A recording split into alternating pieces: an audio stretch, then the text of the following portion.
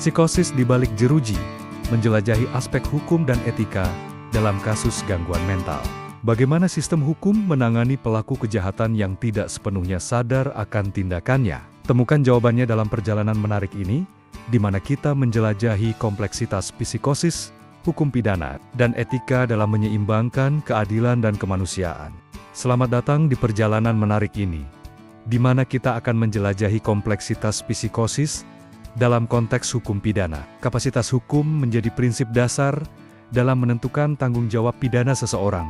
Dalam hukum pidana, seseorang hanya dapat dimintai pertanggungjawaban jika memiliki kemampuan untuk memahami dan mengontrol tindakannya. Psikosis adalah gangguan mental yang memengaruhi persepsi realitas. Seringkali menyebabkan delusi dan halusinasi. Hal ini memengaruhi kemampuan individu untuk memahami tindakannya. Dari perspektif neurobiologi, psikosis dikaitkan dengan disregulasi neurotransmitter, terutama dopamin, yang memengaruhi fungsi pengambilan keputusan dan kontrol impuls. Dalam hukum pidana, individu yang mengalami psikosis sering dikategorikan sebagai non-compos mentis, tidak memiliki kapasitas hukum untuk bertanggung jawab atas tindakannya. Psikosis dapat menghilangkan kesadaran akan kesalahan perbuatan, sehingga individu tidak dapat dianggap memiliki mens rea atau kesadaran akan tindakannya.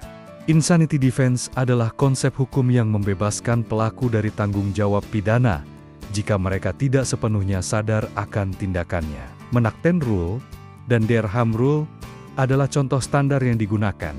Model Penal Code Test menggabungkan aspek kognitif dan volisional, menilai apakah seseorang dapat memahami tindakannya atau mengendalikan perilaku akibat gangguan mental. Setiap negara memiliki standar unik dalam menangani psikosis dalam hukum pidana. Dari Menakten hingga Model Penal Code, setiap yurisdiksi memiliki pendekatan yang berbeda. Misalnya, Inggris menggunakan Menakten Rule, sementara Amerika Serikat juga menggunakan Durham Rule dan Model Penal Code Test. Di Indonesia, Pasal 44 KUHP menyatakan bahwa seseorang tidak dapat dihukum jika dalam keadaan tidak sempurna akal atau tidak dapat mempertanggungjawabkan perbuatannya. Namun, implementasi Pasal 44 KUHP sering menghadapi kendala seperti kurangnya fasilitas rehabilitasi forensik yang memadai.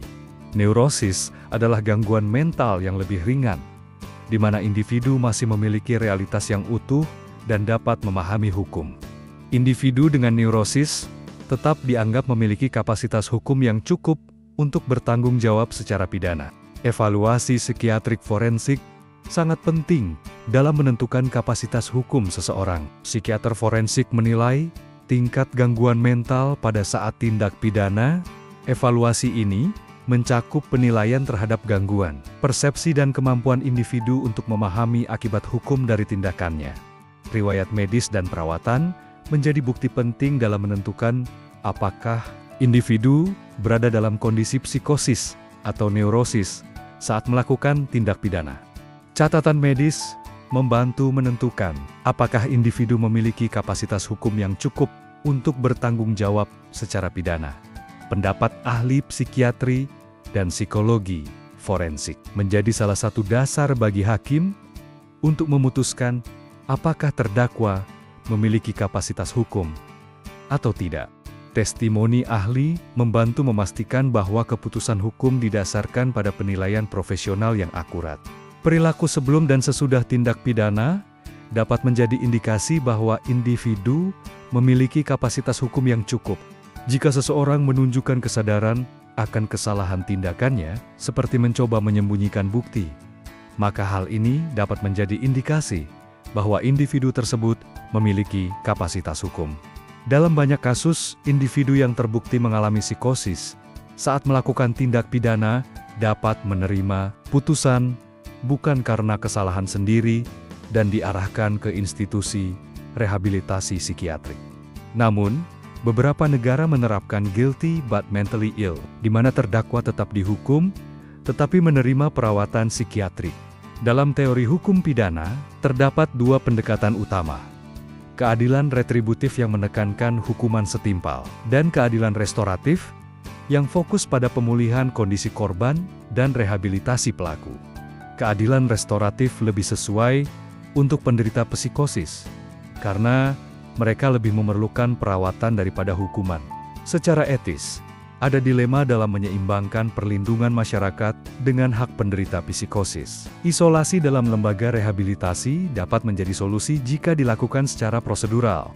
Sistem hukum harus menjamin hak atas integrasi sosial bagi penderita psikosis yang telah menjalani rehabilitasi. Dalam menangani penderita psikosis, reformasi hukum dan peningkatan fasilitas rehabilitasi menjadi kunci untuk memastikan keadilan dan kemanusiaan. Peningkatan standar evaluasi psikiatrik forensik sangat penting untuk memastikan keputusan yang adil.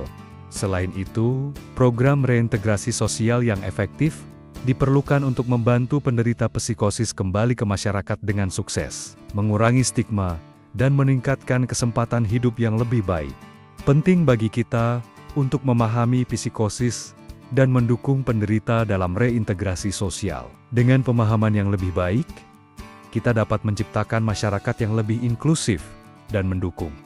Masyarakat dapat berperan besar dalam mengurangi stigma terhadap penderita psikosis dengan memberikan dukungan emosional dan memfasilitasi akses ke layanan kesehatan mental yang memadai.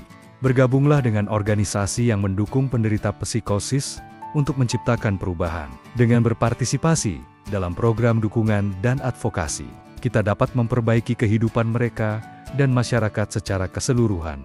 Dukung program rehabilitasi dan reintegrasi sosial untuk membantu penderita psikosis kembali ke masyarakat. Setiap kontribusi, baik dalam bentuk waktu, sumber daya, atau dukungan moral, sangat berharga dalam menciptakan perubahan positif.